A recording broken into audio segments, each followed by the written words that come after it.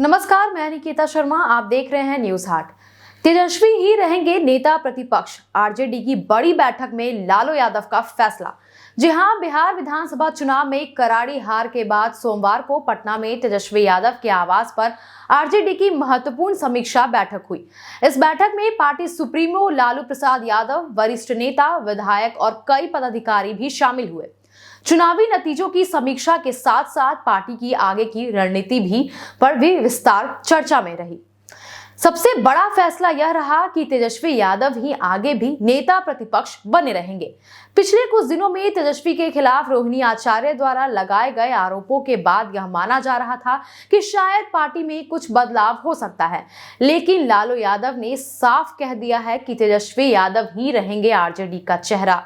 उन्होंने स्पष्ट संकेत दिया है कि आने वाले दिनों में पार्टी तेजस्वी के नेतृत्व में ही राजनीतिक यात्रा भी जारी रखेगी।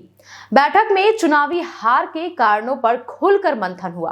कई विधायकों और वरिष्ठ नेताओं ने अपनी अपनी राय भी रखी। सूत्रों के अनुसार अधिकांश नेताओं का मानना था कि पार्टी कई महत्वपूर्ण वर्गों तक अपनी बात सही तरीके से नहीं पहुंचा सकी। विशेषकर महिलाओं और युवाओं तक आरजेडी का संदेश उतना मजबूत तरीके से नहीं गया, जिससे पार्टी को बड़ा नुकसान भी झेलना पड़ा।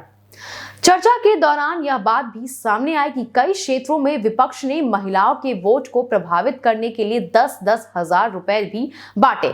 इस मुद्दे को कई नेताओं ने गंभीरता से उठाया और कहा कि ऐसी खरीद फरोख्त से चुनाव का माहौल बिगड़ा और ईमानदारी से काम करने वाली पार्टियां नुकसान में चली गई। वहीं आगे आपको बताते चले कि बैठक के दौरान नेताओं ने कहा कि आरजेडी को अब नए सिरे से अपने संगठन को मजबूत बनाने की जरूरत है।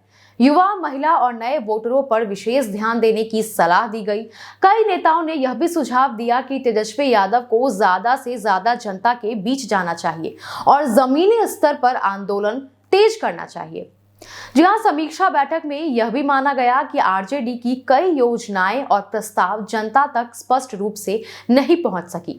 सोशल मीडिया, बूथ स्तर और लोकल क्षेत्रों में संगठन के कामकाज को तेज करने की बात भी कही गई। लालू यादव ने अपने संबोधन में कहा कि हार से सीखकर आगे बढ़ना होगा। उन्होंने सभी नेताओं से कहा कि वे अपने क्षेत्र में सक्रिय रहें और जनता की समस्याओं को सीधे सुने। उन्होंने यह भी कहा कि पार्टी अगले चुनाव की तैयारी अभी से ही शुरू करेगी और संगठन को पूरी तरह से दुरुस्त किया जाएगा। बैठक के अंत में सभी नेताओं ने तेजस्वी यादव के नेतृत्व पर भरोसा जताया और कहा कि वे पार्टी को फिर से मजबूत बनाने की पूरी ताकत लगा रहे हैं। बस ऐसे ही तमाम खबरों के लिए जुड़े रहें न्यूज हाट के साथ। दीजिएगा इजाजत। धन्यवाद।